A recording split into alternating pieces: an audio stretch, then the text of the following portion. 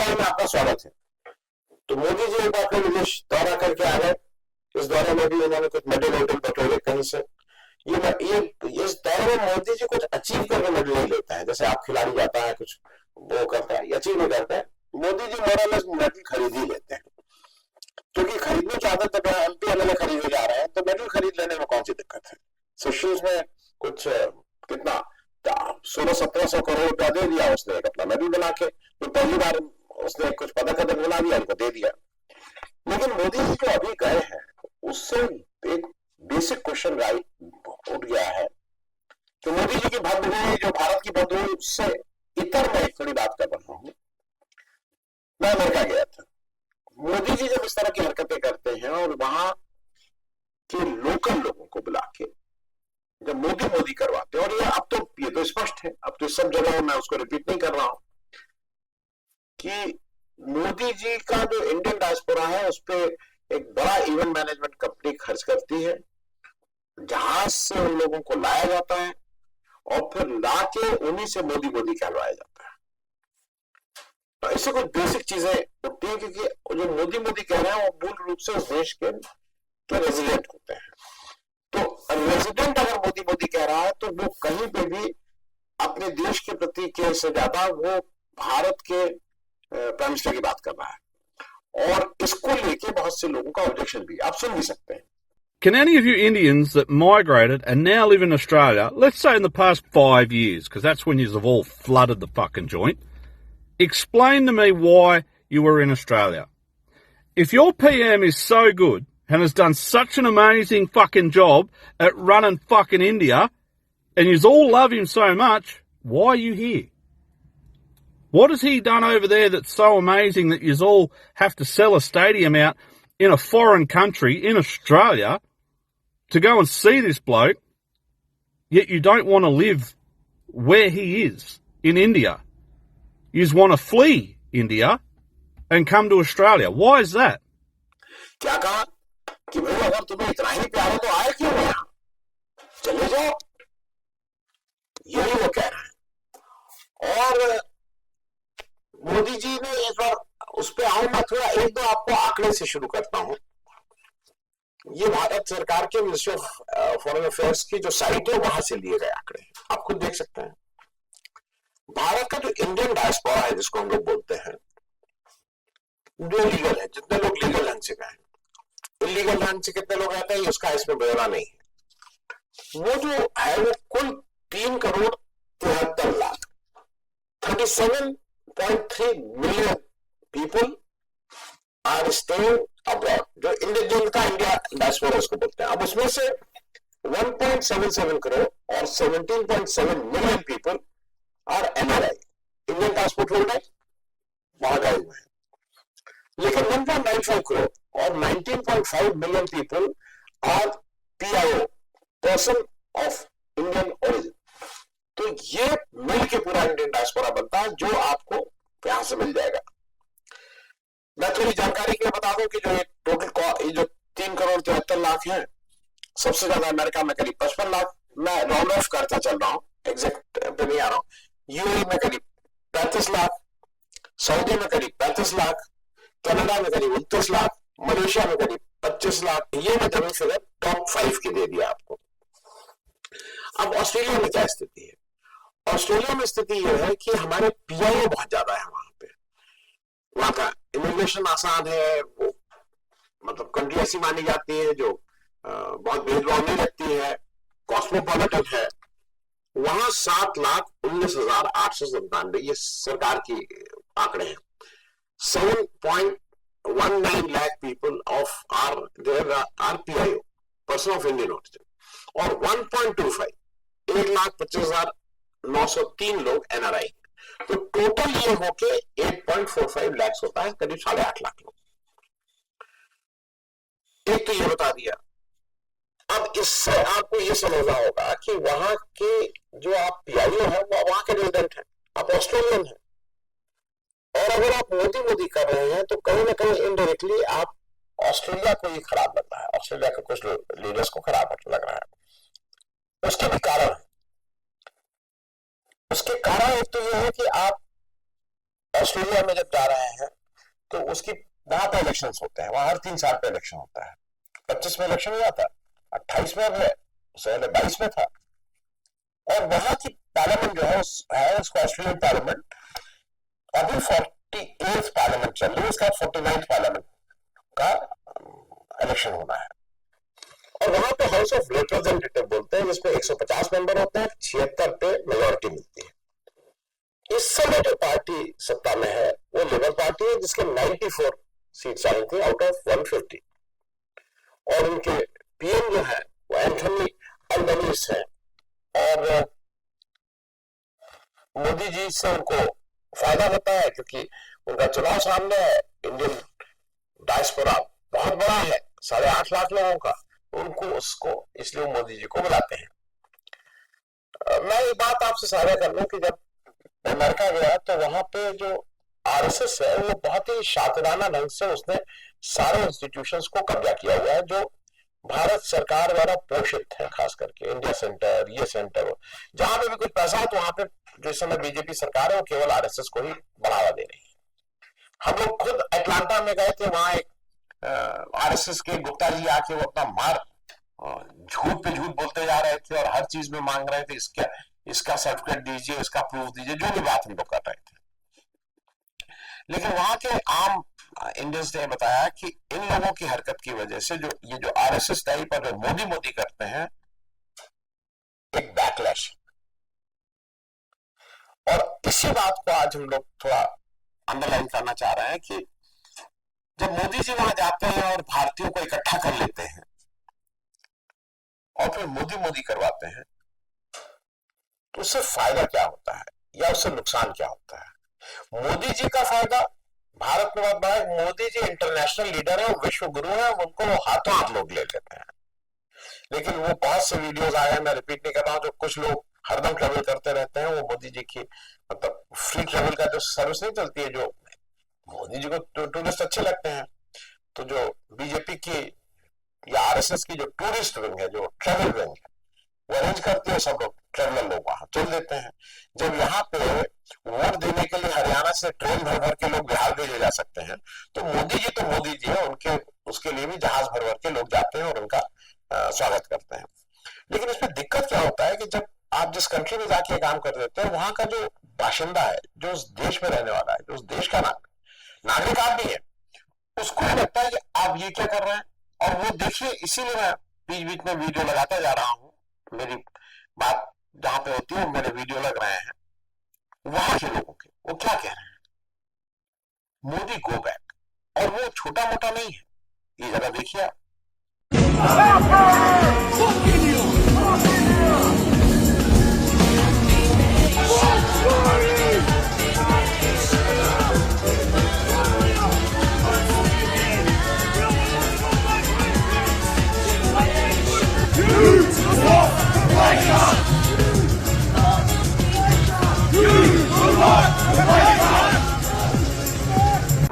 Hey, why can't you stay in India? Why? Because that's your country. Why are you here? Why don't you go back to India? I mean, like, you rape women and stuff, right? I don't want you raping my women here. I don't want you raping people in Ireland. So I think you should go back to India. We gotta go direct tax. Jeet. Total jeet death. और ये बात मैं इसलिए कह रहा हूं कि वहां पे अब लोग गाली गलौज में, और ये अमेरिका में भी बताया गया कि वहां पे मोदी जी और आरएसएस की हरकत की वजह से आम इंडियन का इन जगहों पे रहना मुश्किल हो रहा है, क्योंकि वो अमेरिकन बैक जो उस देश के लोग हैं उनका बैकलैश आ रहा है, उनके अंदर एक ऐसी भाव। तो मोदी जी यहाँ तो अपनी पॉपुलैरिटी कर ले, यहाँ अपना खुश हो ले, ड्रेस चेंज कर ले, सब कर ले, लेकिन जो लोग वहां हैं उनके लिए वो बजाय उनको ज्यादा सुविधा मिले, उनका फैसला है, उनके लिए राह रोजमर्रा की जिंदगी में उनकी राह को मुश्किल कर रहा है, इसमें कहीं कोई दो राय नहीं। क्योंकि देखिए वहां पे आप ये वीडियो देख लीजिए किस तरह से एक महिला के साथ गाली गलौज हो रही है। Go back to India. Why? We don't want you here. You don't want to hang We don't want you here. If then you're so great in your country, then stay there. We were not talking to you. You came here. Get lost. And hurry. Come closer. Come closer. Oh my God, guys, record. She's hitting me. She's hitting me. Oh my God. Oh my God. Oh, she's hitting me. She's hitting me. Hurry ass. I'm Mexican, and I paid my way here. Oh my God, she's hitting my friend now. Why did you walk up to us to talk to you? Because I hate you Indians. That's why. अब मैं ये जरा कहूँगा वहां पे उनके ये जो एक साइड में मैं वीडियो लगवा दे रहा हूँ, excellent presentation by a TV journalist, 5 minute का है तो इसलिए उसको हम प्ले भी नहीं कर रहे हैं। जब मैं ये खत्म करूंगा वक्त है तो उसके बाद वो शो के इसका पार्टी रहेगा, वो 5 मिनट का वीडियो पूरा लग जाएगा। अगर आपको लगता है कि पूरा देखना है तो आप पूरा देख लीजिएगा, मेरे हिसाब से देख लीजिएगा।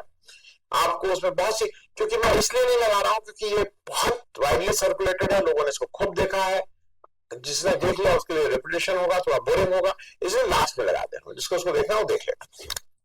उसमें कुछ बेसिक बातें उठाई। उसका कहना यह है कि टैक्स पेयर मनी, ऑस्ट्रेलिया का टैक्स पेयर का मनी, आप ये क्या कर रहे हैं? Why you are doing this? उसने ये भी कहा है कि मोदी जो ये मोदी नारे करने से जो पिछले बार का जो सर्वे हुआ उसमें 85% लोगों ने इसी लेबर पार्टी को वोट दिया था। इंडियन डायस्पोरा के 85% लोगों ने इनको वोट दिया था। अब एक चीज जरा आप बताइए, भारत में कोई ये जो मोदी जी काम करता है उसके नुकसान क्या होता है ये भी समझिएगा। भारत में कोई आके अगर केवल मोदी जी रहेंगे और ये करेंगे तो जो मोदी जी के पास तो 33, 34, 35% जो भी वोट है, बाकी जो 65% जो लोग हैं जो अपोजिशन में है किसी भी तरह से, वो क्या इसको अप्रिशिएट करेंगे या उनके समर्थक इसको अप्रिशिएट करेंगे? तो बिना बात के मोदी जी वहां जाके एक जमात खड़ी कर दे रहा है जो उनके अगेंस्ट में जा रही है। और ये हमने देखा भी था। इसका मैं आपको एक उदाहरण याद दिला दूं। अगर आपको याद हो, जब मोदी जी ने 2021 में ट्रंप के लिए 2020 में जाके ट्रंप जी के लिए चुनाव प्रचार किया था अमेरिका में। अब की बार ट्रंप सरकार और आप ये सब किए थे। ट्रंप आ गई, डेमोक्रेट की सरकार, बाइडेन बन गए प्रेसिडेंट। क्या हुआ था बहुत से लोगों को याद नहीं होगा, फिर से याद दिला दूं। 2.5 साल तक बाइडेन ने हमारे यहाँ कोई एम्बेसडर नहीं भेजा था। There was no full fledged ambassador in India. 4 फेयर से हम काम चला रहे थे। एक ऐसी व्यवस्था जो काम चलाऊ व्यवस्था होती है, तो ये तो कर दिया था उसने। उसी दौरान ये भी याद रखिएगा 21 से 25 के बीच में उनके जो एम्बेसडर थे वो जो पाक ऑक्युपाइड कश्मीर है पीओके, वहां जाके रह रहे थे और वहां की बात कर रहे थे। ये सब उस समय हुआ था, इसलिए मैं याद दिला रहा हूं। तो मोदी जी जब ये कर रहे हैं तो मोदी जी जब दूसरे पार्टी आ रहे हैं उसके लिए भारत के लिए मुश्किल पैदा कर रहे हैं। एक तो टैक्स पेयर की बात इस महिला ने कही। दूसरा ये महिला को एक और चीज लगी कि वो ये कह रही है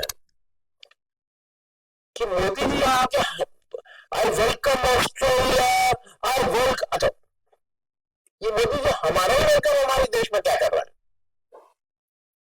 तो अब इसमें उसकी खिसियाहट भी है, मोदी जी की बेवकूफी है या क्या है नहीं मालूम, लेकिन वो खिंचा हुआ है। आपको जब पूरा वीडियो देखेंगे विद वॉइस तो सब समझ में आएगा। तीसरा वो एक और चीज कह रही है, तो मोदी जी करके दोनों लोग गले लग रहे हैं। वो कह रहे हैं जो हमारे प्राइम मिनिस्टर को कटघरे में खड़ा कर रही है, एंथनी एल्बनीज़ को, कह रहे हैं ये उनकी औकात है, ट्रंप आएंगे तो ये इस तरह से ये कर सकते हैं। वो भी याद दिला। तो ये जो वो जाके उनके गले लग जाना ये सब जो करते हैं, ये अब पूरी दुनिया के प्रेस को पता लग गया है। मैं उस पर भी आऊंगा, प्रेस की बात भी अलग से हम लोग कर लेंगे। अब जरा एक चीज और है, और वो चीज इंपॉर्टेंट है। वो चीज ये है कि मोदी जी वहां ये जो ये जो उठा रही है एंकर, ये एक बहुत मूल प्रश्न उठा रही है कि आप किसी भी देश जाते हैं, उस उस देश का ट्रेडिशनल वेलकम आपका होता है। कहीं कुछ होता है, कहीं कुछ होता है वो। और फिर उसने अपनी बात को सत्यापित करने के लिए एक वीडियो भी दिखाया है साथ में, आप देखिएगा।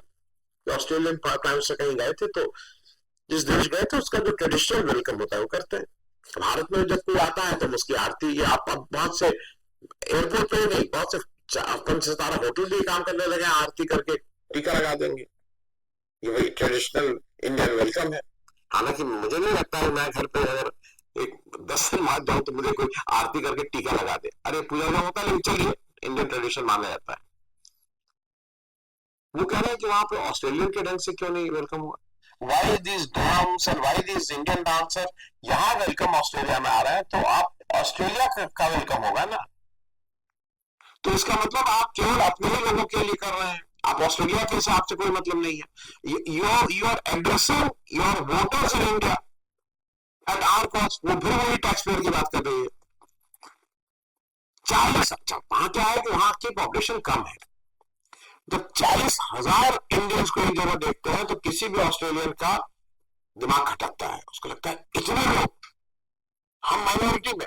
यहाँ यही तो जो हिंदू मुस्लिम कर करके जो बार बार कहने जाते हैं वो सब रेजिडेंट है यहाँ के, उस स्वेच्छा से इस देश के नागरिक है।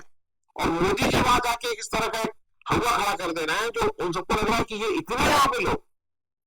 वो खुद ही कह रहे हैं we are the as a Indian diaspora हम लार्जेस्ट इन दी वर्ल्ड है, हमसे ज्यादा किसी देश के लोग बाहर नहीं है। ऑस्ट्रेलिया में we are the largest community, हमारे सबसे ज्यादा स्टूडेंट्स वहां पढ़ रहे हैं। और मोदी जी जब हरकत कर रहे हैं तो वो उन लोगों को कलगरे में खड़ा करके आने वाले समय, और वो देख लीजिए, फिर से आप वीडियो देख लीजिए जो अब्यूज हो रहा है जिस तरह से। तो ये सारी चीजें जब मोदी जी ने की तो मेरे हिसाब से मोदी जी ने बजाय एक अच्छा स्वस्थ ऑस्ट्रेलिया का ऑस्ट्रेलिया वो होता उसको शुरू करने के बजाय वो अपनी सफलता जो भी माने, लेकिन बहुत से प्रश्न खड़े किए, खराब किए। अब जरा प्रेस की बात कर लें। मोदी जी को अब पूरे इंटरनेशनल प्रेस ने तड़ लिया है कि ये खीखी ही के अलावा कुछ नहीं कर सकता। उसने ये भी तड़ लिया है कि बिना टेलीप्रॉम्प्टर के, वो समझ गया है कि अब ये टेलीप्रॉम्प्टर, गुड मॉर्निंग भी करना हो तो टेलीप्रॉम्प्टर से पढ़ के पढ़ते हैं गुड मॉर्निंग। अगर वहां गुड इवनिंग, ये अपने आप ना गुड मॉर्निंग कर सकते हैं, ना गुड इवनिंग कर सकते हैं, ना नमस्ते कर सकते हैं। नमस्ते अगर उसमें लिखा है तो नमस्ते, जाओ आओ, जैसे टेलीप्रॉम्प्टर बोलेगा पूरी तरह से टेलीप्रॉम्प्टर पे आश्रित है। और ये एक हंसी की बात होती है, ये सारे वहां पे सारे पत्रकार कह रहे हैं। और फिर सारे पत्रकार ये भी याद दिला रहे हैं कि नॉर्वे में आप पत्रकारों से बच के भाग गए थे, फिर आप यहाँ पे भी आप प्रेस कॉन्फ्रेंस लेते नहीं है, आप डायरेक्ट बात करते नहीं है। और ये वो बार बार वहां के पत्रकार ये कह रहे हैं कि आप क्यों प्रेस कॉन्फ्रेंस नहीं करते। और इसका एक इनडायरेक्टली इफेक्ट जो मैसेज है ये वो ये है कि एक डेमोक्रेसी जिसके लिए सबसे मूल सिद्धांत फ्री प्रेस होना चाहिए, उसका अभाव है। मोदी जी प्रेस को फेस नहीं कर सकते हैं। अब ये नॉर्वे में भी हुआ था, Modi ji foreign affairs ministry के जो अधिकारी होते हैं उनको आगे करते हैं, वो जाके लीपा पोती करते हैं। ये फैला दिया है मोदी जी रायता, उसको समेटने की कोशिश करते हैं। यहाँ पे भी एक टन दिया है समेटने। नहीं, हमारे यहाँ तो मोदी जी असल में ग्रामीण लोग ज्यादा हैं, और ग्रामीण लोग जो है वो सीधे बातचीत पसंद करते हैं, और वो इसलिए मोदी जी सीधे बातचीत करते हैं, इज वेरी सक्सेसफुल, बहुत सफल है सीधे बातचीत करने में। तो उनका ये है कि उनको वोट आ रहे हैं। हिंदुस्तान में आज जितने स्मार्टफोन है दुनिया में कहीं नहीं है। गांव चले जाइए, गांव में भी स्मार्टफोन है। तो आज इस डिजिटल इस मीडिया से बात नहीं हो रही है क्या? मोदी जी मन की बात करते हैं, सबको डायरेक्शन है सारे स्कूल कॉलेज और सबको कि वो मन की बात सुनते हुए लोगों का वीडियो बनाइए और फिर अपलोड करिए। मतलब आपने सुना है कभी मोदी जी मन की बात रेडियो पे करेंगे, लेकिन वो रेडियो उसका वीडियो सबको बनाना है, चाहे वो डीएम साहब हो चाहे वो प्रिंसिपल साहब हो, और सबको वीडियो बना के अपलोड करना है कि मोदी जी की मन की बात सुन रहे हैं। मेरा कहना यह है कि ये सब इस तरह की जो फॉरेन अफेयर्स वाले बात करते हैं तो वो अपनी भी हंसी उड़वाते हैं और देश की हंसी उड़वाते हैं। मोदी जी को मेरे ख्याल में ये कहीं अब बहुत आपने मेहनत कर ली है। अगर आपको ऐसा लगता है तो आप कहते जाइए, लोग आपके यही भिजवा देंगे, वहां तक जाने की क्या जरूरत है। और मोदी जी सिर्फ आग्रह ये है कि आप ये जाके मोदी मोदी करवाते हैं, उससे उस देश में रहने वाले, हो सकता है कि 10-5% लोगों को आप भागते हुए अच्छे लगते हो, लेकिन बाकी जो है 80-90% उसके लिए, उनके लिए आप परेशानी खड़ा करके आते हैं। इस वीडियो को पूरा देख लीजिए, क्योंकि अगर ये वीडियो आप देख लेंगे तो आपको बहुत सी चीजें आपकी क्लियर हो जाएंगी। Thanks so much. Now it is time for the debrief. Rockstar receptions are generally reserved for rock stars. But in Melbourne last night, that rock star was Indian Prime Minister Narendra Modi. In scenes resembling Coachella, around 40,000 members of the Indian community packed out Marvel Stadium to catch a glimpse of him. And look, these pictures are astonishing. The stands are packed. The pomp and ceremony was something to behold.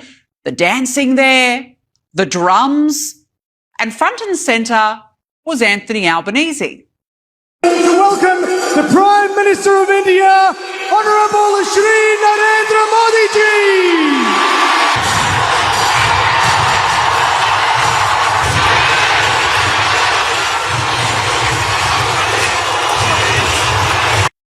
Oh, the smiles, the smiles. And look, Anthony Albanese was all over Narendra Modi like a rash, fawning over him more than he apparently fawns over Kylie Minogue. So it's no wonder the Indian PM gave his comrades a welcome the Albo way. I would like to begin by acknowledging the traditional owners of the land on which we meet, and I pay my respects to their elders, past, present, and emerging. Whoever said assimilation wasn't alive and well? Now, is it just me, or is something a bit odd about the Indian Prime Minister welcoming us to our own country in a country he is visiting? It doesn't quite compute with me. But the co-host of this event was none other than Victorian Premier Jacinta Allen, who gave us a hint as to why there was such a spectacle. It is my honour to welcome you to Melbourne and to Victoria. We are the education state, the multicultural capital of Australia. But much more importantly than that, we are home to more Indian Australians than anywhere else in the country. Aha! And there's that word, multiculturalism. Now, Australia is home to almost 1 million Indian-born residents, making it the largest overseas-born population group in the country. So perhaps it might explain why Victorian taxpayers will foot a substantial share of the Modi Mania Marvel event. Diversity is our strength, of course, especially when there is a Victorian election coming up and the state is home to Australia's largest Indian-born population at around 260,000 residents. Now, I will preface by saying this is by no means an attack on the Indian community, but I do worry when I see scenes like we did at Marvel Stadium. We encourage migrants to celebrate where they came from and to not forget that. Yet we put on these big events for one leader and his Australian community, keyword Australian, and we wonder why we cannot come together as one culture. Have you also noticed the Prime Minister seems more relaxed and comfortable celebrating other cultures than our own? When he goes overseas, he's welcomed with that country's traditions, as he was this week in the Solomon Islands. He was given a welcome lei to wear, for example. Yet when India's Prime Minister visits us, he's given a stadium event and Indian traditions courtesy of the taxpayer. Now, would you ever see such a reception for Donald Trump if he was to visit Australia? Would Albo dare to hold Trump's hand or hug him like this on stage, put on a massive event with colour, the drums, and then bill the taxpayer for it? Of course not. The left would have a meltdown over the prospect of Trump being given such a reception on the taxpayer dime.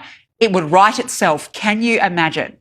Now, in my view, what we saw last night was a very clever way for Labor to win over the Indian vote, a great way to boost its position in the community. Remember the backlash Jacinta Nampijinpa Price got when she dared to suggest that large numbers of Indian people were being allowed to migrate here because the Indian community votes for Labor? The left tore her to bits. Even her own colleagues failed to stand up for her. Yet it was a claim backed in by research. Director of Redbridge Group and pollster Kos Samaras said at the time, 85% of the Indian diaspora voted for the Labor Party at the last election. The Indian community is indeed a strong voting bloc. So it's little wonder Anthony Albanese and Jacinta Allen were just desperate to impress and roll out the red carpet and the stadium for Narendra Modi. Now, it's not the first time he's received such a welcome in Australia. In 2023, the PM packed out Sydney's Kudos Bank Arena, where Anthony Albanese likened the event to a Bruce Springsteen concert and even called his compatriot the boss. Now, this is not diplomacy. It's politics, and it's at the expense of the taxpayer and at the expense of a monoculture.